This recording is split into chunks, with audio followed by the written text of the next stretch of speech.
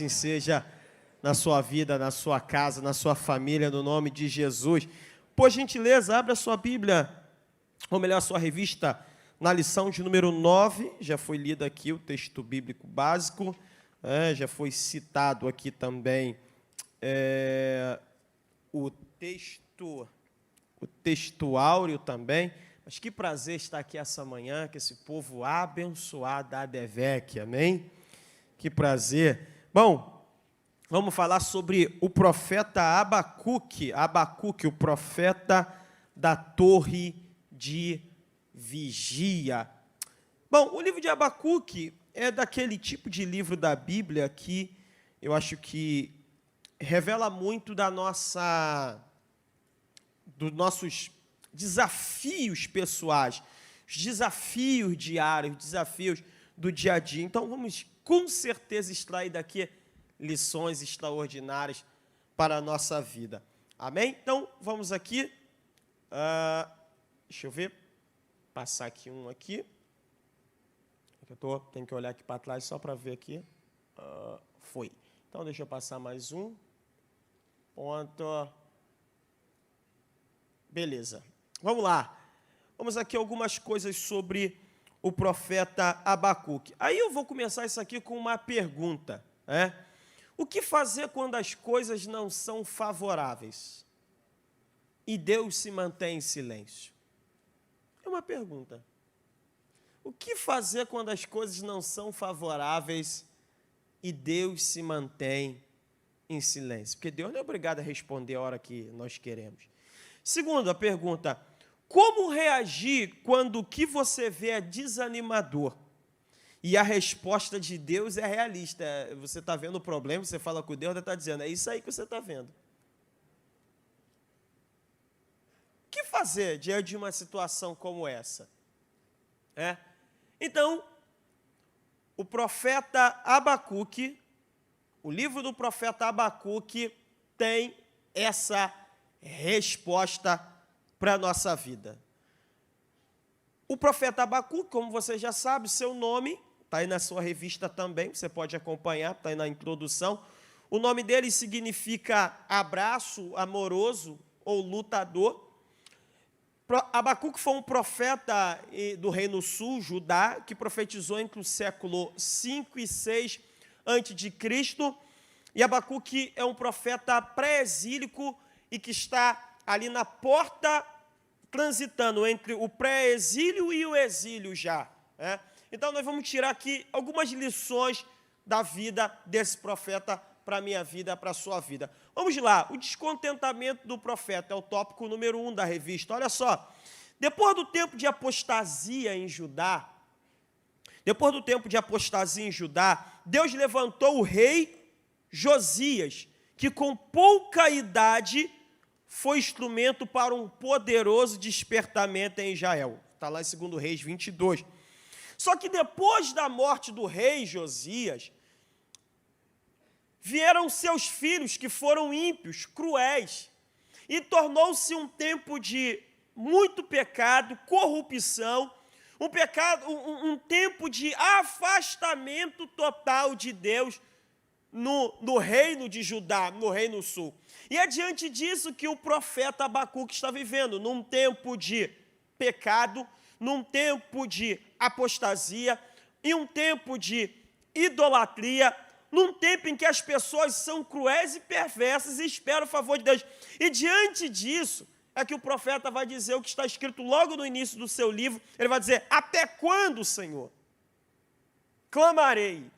Ele está vendo a situação e está dizendo, até quando? Ou seja, ele está vendo aquele panorama, está igual nós aqui no Brasil, vendo tudo que está acontecendo, ou nós especificamente no Rio de Janeiro, vendo tudo que está acontecendo. Aí você para e diz, Deus, até quando isso aqui vai? Quais eram os pecados que o povo estava vivendo? Ou melhor, praticando? Quais eram as práticas que estavam sendo corriqueiras no meio do povo de Israel? Anota aí. Primeiro, corrupção no alto escalão. Quando você olha aí o versículo de número 4, vai dizer, por esta causa a lei se afrouxa, está falando dos legisladores, e a justiça nunca se manifesta, está falando do judiciário. porque o ímpio cerca o justo e a justiça se manifesta distorcida. Então, corrupção no alto escalão. Segundo, permissividade. Opressão contra o pobre. Isso é uma temática geral nos profetas menores. Amós vai falar disso, Osés vai falar disso de forma muito contundente. A opressão contra o pobre, um dos clamores dos profetas menores é a justiça a favor dos pobres. Outra coisa, injustiça, que já engloba isso tudo aqui. Judiciário corrupto, parece nada com o Brasil. Idolatria. Idolatria. Eles estavam trocando a glória do Deus imutável por imagem de esculturas, sacrifícios de crianças a Moloque. Imoralidade. Você vê isso muito bem também no livro do profeta Oséias, que vai trazer esse período de imoralidade. E no período de Abacuque, que está ali transitando entre o final antes do exílio e já o início do exílio, essa permissividade, essa imoralidade estava de uma forma avançadíssima. E outra coisa, homicídios. Homicídios eram praticados de forma corriqueira e como se fosse coisa comum. Você sabe que no Brasil, em 2016, morreram quase 60 mil pessoas, homicídios? Quase 60 mil. Se você somar 2016, 2015, 14, 13, você chega aí quase na casa de 200 mil pessoas. Não é morte no trânsito, não, no hospital, não, homicídios. E o profeta vê isso tudo, é interessante que ele está contemplando isso tudo aqui, esse panorama de desgraça, de corrupção, de abandono da lei de Deus, ele está vendo tudo isso, ele está acompanhando, e a percepção que ele tem é que Deus não está fazendo nada. A percepção que ele tem, a ótica que ele tem é o seguinte: Deus está vendo e não está nem aí, ele está transitando, ele está entrando numa crise. Ele está achando que Deus parece que está inerte aos fatos. Aí, olha só o que ele vai dizer: até quando, Senhor, clamarei por socorro, sem que tu ouças? Até quando gritarei a ti violência, sem que tragas salvação? Essa expressão aqui, até quando gritarei, fala de alguém que está clamando com a alma perturbada. Até quando vou ficar gritando aqui? Aí vem a resposta, o juízo de Deus, a resposta de Deus para o profeta. Ele não está clamando? Ele não está buscando? Ele não está pedindo que Deus fale? Então Deus vai trazer uma resposta para ele. É a primeira resposta de Deus. Lembre-se que o livro de Abacuque é um diálogo entre Deus e o profeta. É o profeta questionando Deus acerca de fatos e Deus trazendo resposta. É o profeta falando com Deus a respeito daquilo que ele está vendo e Deus também mostrando para ele aquilo que ele não está vendo. Porque tem momento da nossa vida que é assim: você questiona a Deus e Deus te responde. Você fala para Deus o que você está vendo e Deus também te mostra o que você não está vendo. Agora, olha só. O juízo divino sobre os maus. A resposta de Deus para o profeta veio de forma paradoxal. Pois, primeiro, como já mencionado, ele ficou em silêncio. E quanto mais ele caminha, e quanto mais ele mantinha o silêncio, mas o profeta se inquietava. Deus primeiro mantém o silêncio. Essa é a primeira resposta. Então, eu trouxe aqui algumas coisas interessantes para nós quando Deus se cala. Por que é que Deus se cala? E aqui no livro de Abacuque tem algumas lições interessantes sobre isso. Vamos lá. Quando Deus se cala? Primeiro, Deus permitiu o profeta ver e tirar conclusões. Por que Deus ficou quieto um tempo? Para que o profeta tirasse suas próprias conclusões e analisasse a situação. Quando Deus, às vezes, não fala muito, é porque Deus quer que você analise alguma coisa. Deus te deu inteligência, Deus te deu raciocínio, então Deus quer o seguinte: dá uma olhada aí você, tire suas conclusões do que você está vendo. E por que Deus vai fazer isso com o profeta? Porque isso facilitou para o profeta aceitar melhor o castigo que viria sobre a nação. Porque se Deus de cara tivesse mandado o castigo, o profeta teria dito: Deus, o Senhor exagerou. Agora, como Deus é pedagógico e entende a mente humana, o que Deus diz? Eu vou deixar ele olhar bem, para depois não falar que eu peguei pesado. Abra sua Bíblia, Ezequiel 8, vai nos dar uma explicação disso. Observe isso aqui. Ezequiel 8, versículo 16 em diante. Vamos dar uma olhada nesse texto? Abra aí sua Bíblia aí. Um bom barulho, né? Farfalhar das folhas, hein? Ezequiel 8, 16 ao 18. Olha o que está escrito. Ezequiel também está vivendo nesse período aqui do exílio, da tomada dos babilônios. Abacuque é um profeta que está profetizando acerca da entrega de Israel, da entrega de Judá para os babilônios por Deus. Olha o que está escrito.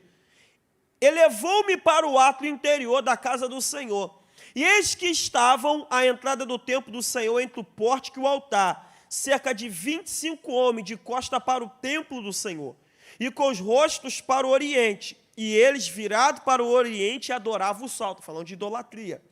Então me disse: vê isto, filho do homem. Deus está fazendo uma pergunta.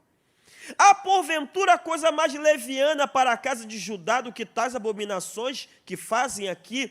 Havendo enchido a terra de violência, tornam a irritar-me, e eis-lo a chegar o ramo ao seu nariz.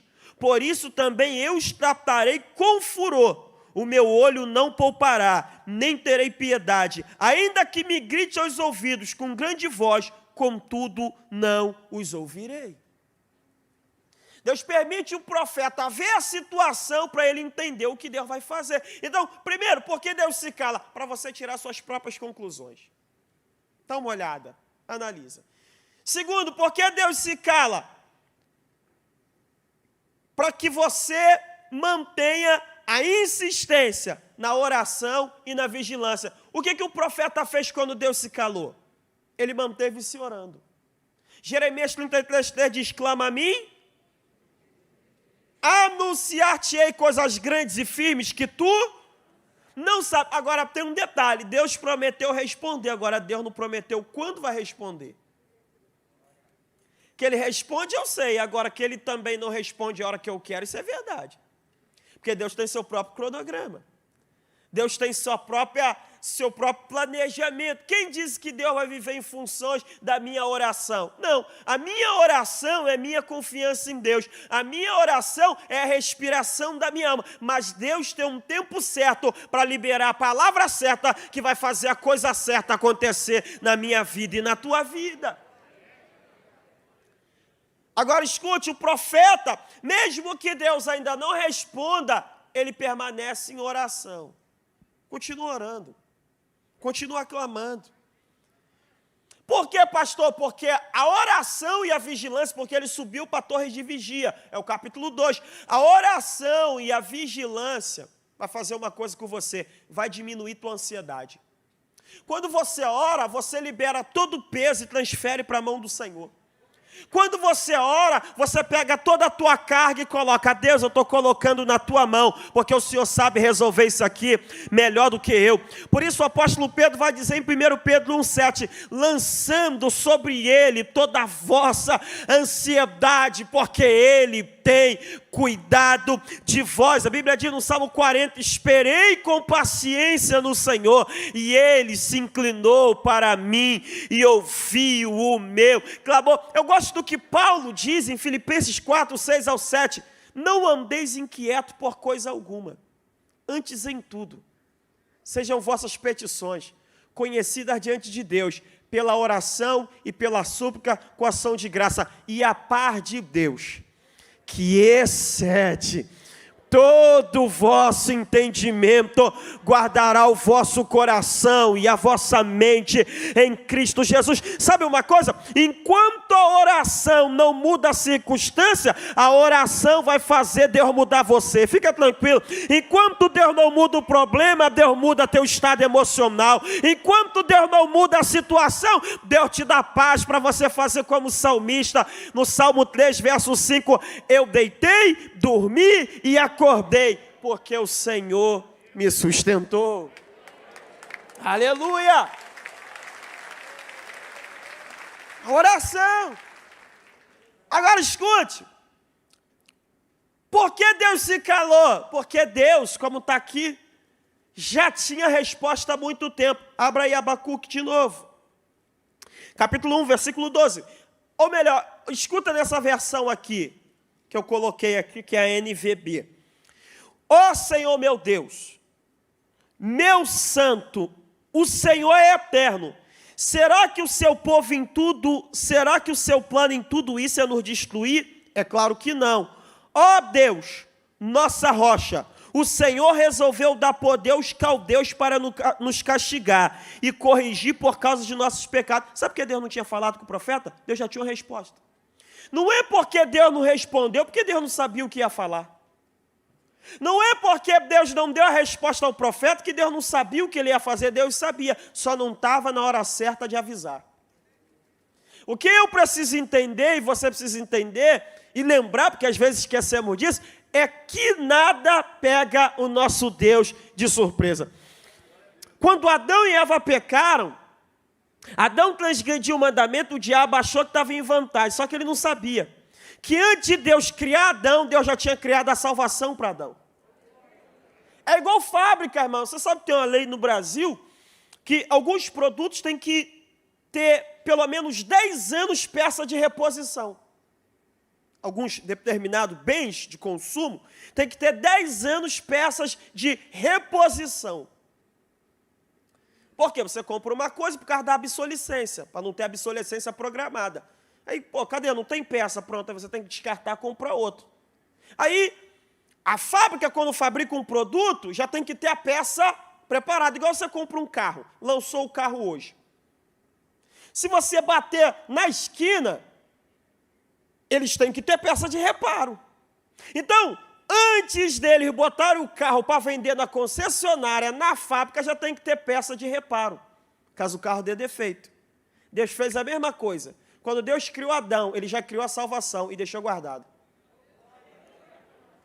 Quando o diabo veio e pensou que deu a rasteira, Apocalipse, o cordeiro que foi morto antes da fundação do mundo, nada pega o nosso Deus de surpresa. Ele já tinha o plano da salvação, já tinha a peça de reparo. Já tinha, estava tudo sob controle. Isso é Deus grande, o resto da conversa fiada, né? Oh, aleluia. Deus já sabia a resposta, e a resposta era: eu vou entregar o povo de Judá na mão dos babilônios. Agora, olha, irmãos, que método que Deus decidiu usar. Que método. O método de Deus aqui para castigar o povo, porque o profeta está reclamando por causa do pecado, o profeta está reclamando por causa da corrupção dos israelitas, o profeta está reclamando por causa da violência, da opressão, e parece que Deus não está fazendo nada. Deus disse: eu vou fazer sim. Sabe o que eu vou fazer?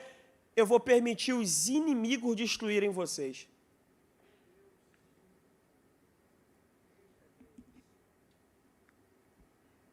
O método de Deus incompreensível. Nunca passaria na cabeça de um israelita que Deus ia permitir que Deus usasse um inimigo para destruí-los. Olha o que o texto diz. O Senhor respondeu, preste atenção, e ficarão de boca aberta. Vocês ficarão espantados com o que eu vou fazer muito em breve. Ainda enquanto estiverem vivos, eu farei uma coisa que vocês terão de ver para crer. É a tradução na NVB.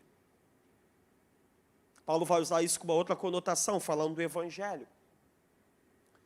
Deus iria usar o inimigo. Deus tem métodos incompreensíveis. Deus iria usar o inimigo.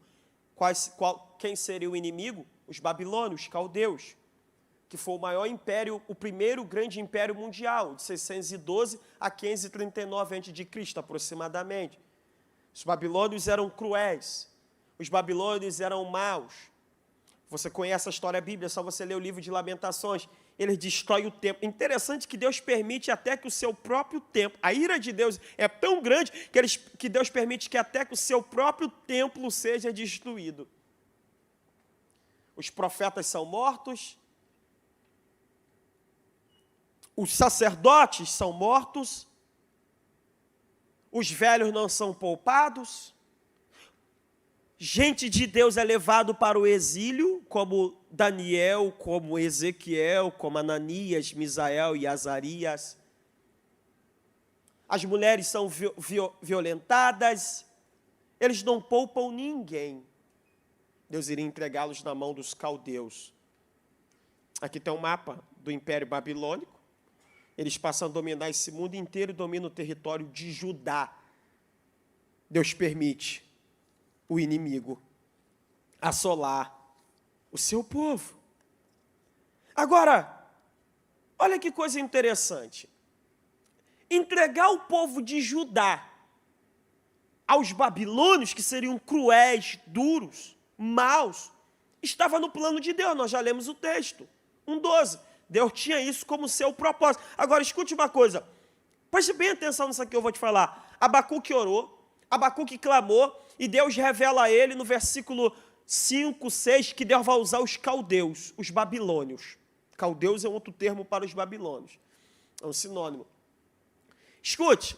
E Deus dá essa resposta para ele. Agora, o que Deus revelou a Abacuque, Deus já tinha revelado há muito tempo a Isaías. Você lembra quando Ezequias recebeu a embaixada da Babilônia e mostrou tudo que tinha no reino? Aí Deus falou, de onde era esse povo? De uma terra distante da Babilônia. Dias virão que eles voltarão aqui na tua casa, vão levar teus filhos, vão levar teus bens, vão levar tudo lá para a Babilônia. O que Deus revelou a Abacuque, Deus já tinha muitos anos, quase um século, mais de um século atrás, revelado a Isaías. Não entendi, pastor. Agora, o que Deus revelou a Isaías, que seria os babilônios, Deus não disse quanto tempo seria, mas revelou a Jeremias. No capítulo 29 de Jeremias, no versículo 10, Deus falou, o tempo do exílio será de 70 anos. E o que Jeremias profetizou, Daniel viveu. O que isso quer dizer, pastor, isso tudo aqui? Significa que Deus nunca revela tudo a uma só pessoa. Ele falou algo para Isaías, falou algo para Daniel, falou algo para Jeremias, falou outra coisa para Abacuque. Deus nunca revela tudo para uma só pessoa. Então, se você quer ter uma compreensão maior do que Deus tem para nós, você precisa estar na igreja e ser um na igreja. Porque o que Deus não revela a mim, revela a outro. O que não revelou o outro, revela o outro. E aí a totalidade dos membros trabalham na edificação da igreja. Por isso, quanto mais isolada uma pessoa, menos compreensão ela tem do reino de Deus. Quanto mais inserida e mais unida no propósito do reino de Deus, melhor você pode contemplar e entender o que Deus tem para o seu povo. Diga comigo, Deus nunca revela tudo para uma só pessoa. Até porque Deus não dá asa à cobra, né, irmão? Deus sabe que criou do barro, Deus sabe. Deus sabe. Eu costumo, às vezes, brincar com os colegas quando eles me elogiam. Eu falo assim, não fala de novo não, que eu já estou ficando soberbo. Aí um brinca, já estou com a agulha para te furar. Deus sabe. Então, Deus não revela tudo. Paulo queria ir para a Ásia, o Espírito Santo não deixou. Mas você pega a carta de Pedro, Pedro está escrevendo aos irmãos da Ásia, do Ponto, da Capadócia, da Bitínia. Para onde Paulo queria ir, Deus não deixou, mas deixou Pedro ir. Tem lugar que você vai e eu não vou. Mas fica tranquilo, tem lugar que eu vou e tu não vai. Tranquilo. Agora escute. Segunda coisa que isso aqui significa que O fato de Deus não te revelar uma coisa não significa que Ele não quer que você... Significa que Ele não quer que você saiba. Significa exatamente que eu tenho que ter a humildade de aprender com aquele a quem Deus revelou. Vou repetir outra vez. O fato de Deus não te revelar uma coisa não significa que Ele não quer que você não saiba. Significa que Ele quer que nós tenhamos a humildade de aprender com aquele a quem Ele revelou aquilo. Porque Daniel, no capítulo 9, ele está na Babilônia, ele vai dizer, lendo os livros, entendi que o tempo que falaram o profeta Jeremias era de 70 anos. Daniel era profeta, falava com Deus, Deus dava visão, mas Deus não revelou a ele. Ele teve que ler o que Deus deu para Jeremias.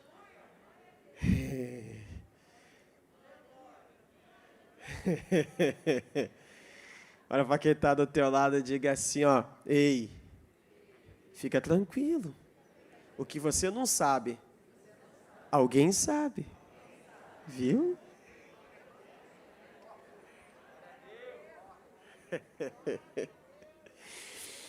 E por que Deus permitiu isso, pastor? Porque eles encheram a medida. Diga comigo, encheram a medida. Deus foi usando vários métodos, não funcionou e Deus diz, agora vem paulada. Tem hora que a paciência de Deus, a misericórdia de Deus, sai e entra a justiça dele. Hora de tratar. E estava na hora de Deus tratar com o povo. E quando Deus decide tratar com o povo, o profeta entra para interceder. E ele entra numa crise. Olha só, já estamos caminhando para o final. A intercessão do profeta. Ao responder ao profeta que o método utilizado seria os babilônios, Abacuque entra numa espécie de crise teológica e espiritual. Olha o que está escrito aí, olha o texto.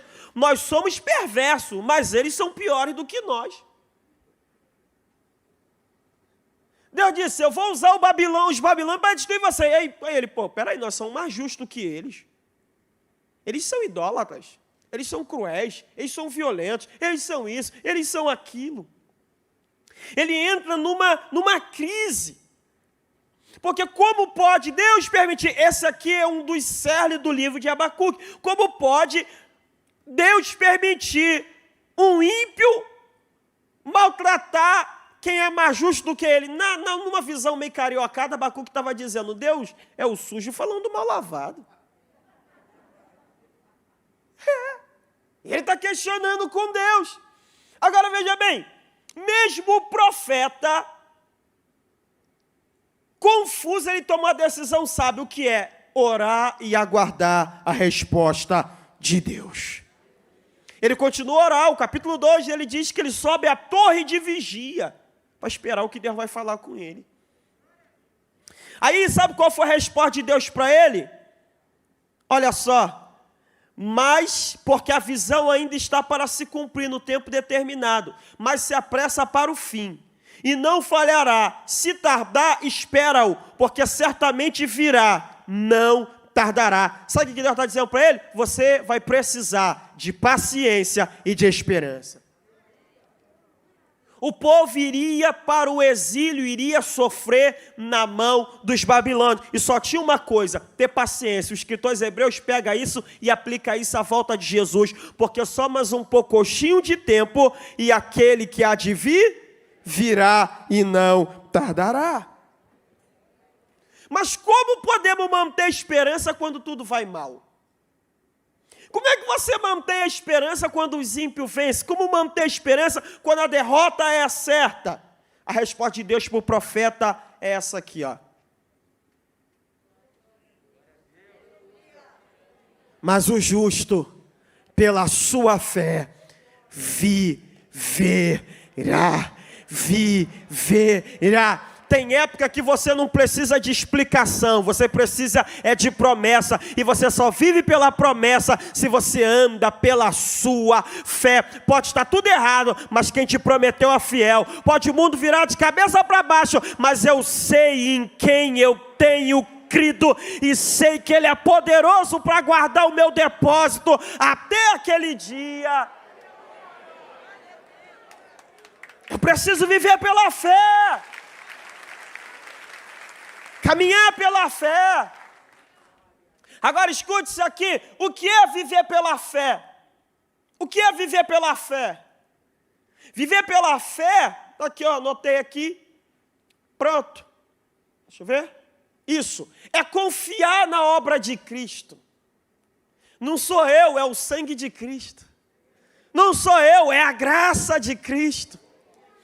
Viver pela fé é confiar na promessa mesmo sem explicação. Estou entendendo nada, mas como eu sei quem me prometeu e sei que Ele é fiel, eu vou andando a si mesmo, eu vou confiando a si mesmo, eu vou dando graças a si mesmo. É andar por fé e não por vista. Você não anda pelo que você está vendo, você anda pelo que você está crendo.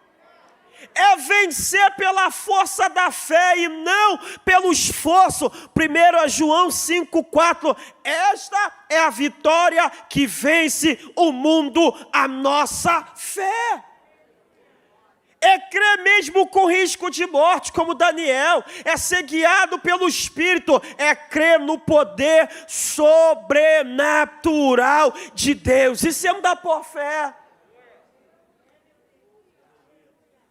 Olha para quem está aí e diga aí, ó, mantenha a fé, vai passar. Vai passar. Diga assim, mesmo de máscara, vai passar. Eu tenho uma palavra profética para você, as máscaras vão cair.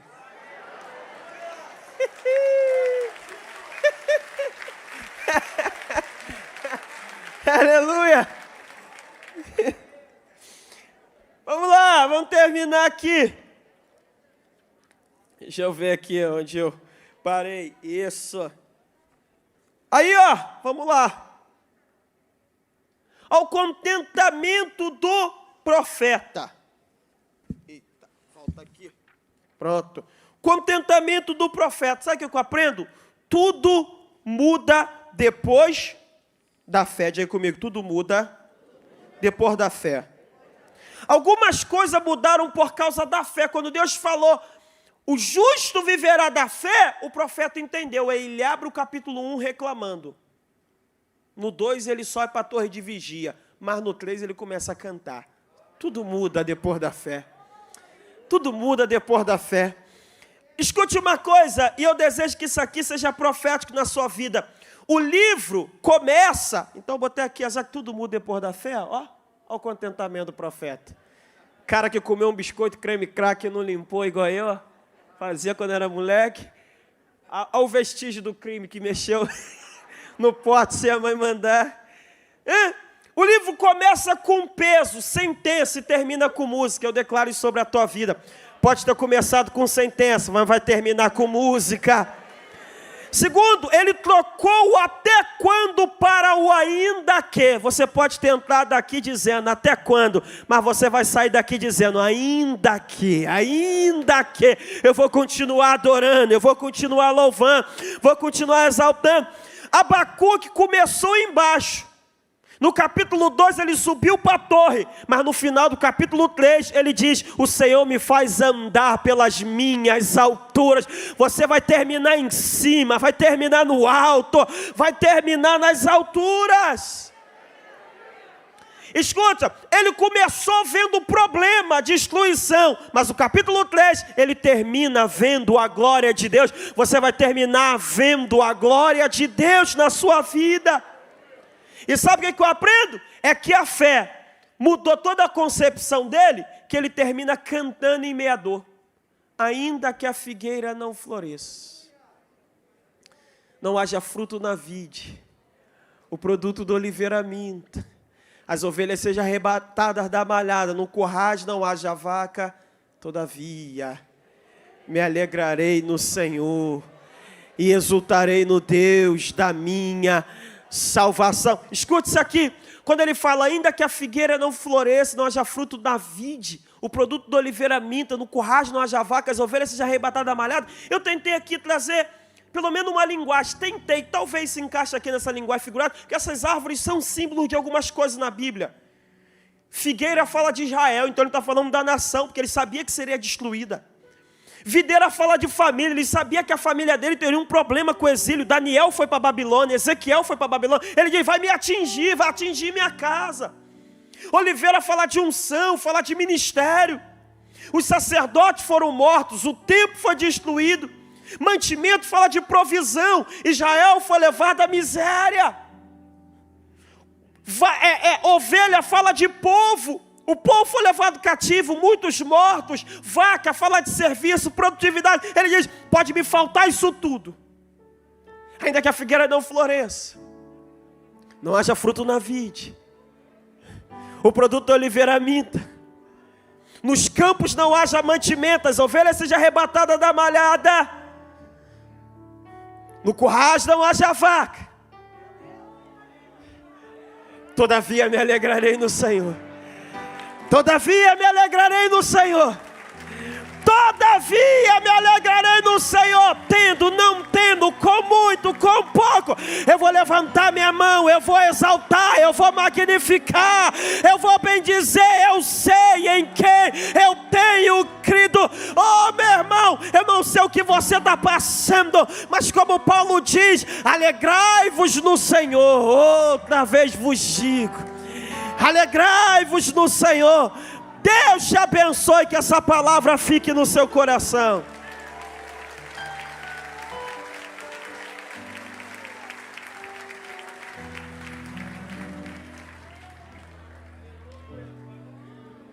Glória a Deus, fique de pé.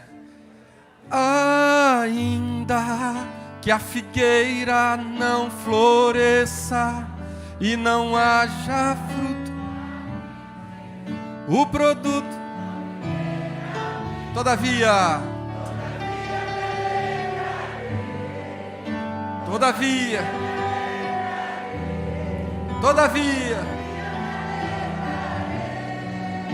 aleluia, erga suas mãos e declare mais uma vez. Ainda que não haja o produto da oliveira, todavia me alegrarei, todavia me alegrarei. Aleluia, você pode glorificar o nome do Senhor Jesus. Aleluia. Quero declarar para você, para a sua vida, para a sua família, para a sua casa, que as coisas não vão terminar do jeito que elas estão. Você pode dizer isso para alguém? Diga, as coisas não